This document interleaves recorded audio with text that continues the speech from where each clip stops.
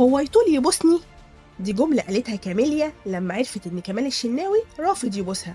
هو إيه الحكاية؟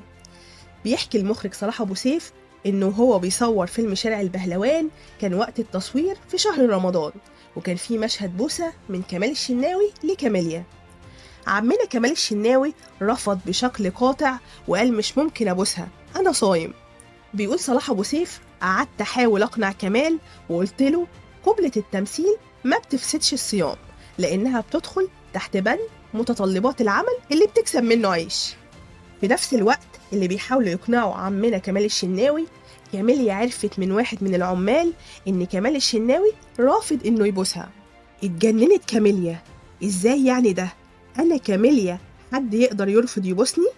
وقالت بالنص: بقى هو رافض يبوسني؟ هو يطول؟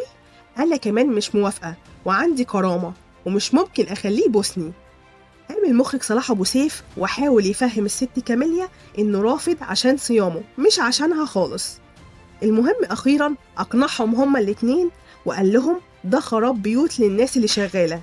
وقام عمنا كمال وصوروا البوسة، وقال المخرج صلاح أبو سيف إنها كانت أفضل بوسة أخرجها في حياته، وكانت قوية وعنيفة لدرجة إن لما الفيلم اتعرض على النقابة حذفت مشهد البوسة من كتر ما كانت البوسة عنيفة وصادقة. وبعد ده كله اتعرض الفيلم من غير البوسة. وبس كده. لو عجبكم الفيديو ما تنسوش تشتركوا في القناة وتفعلوا زر الجرس عشان يوصلكم كل جديد.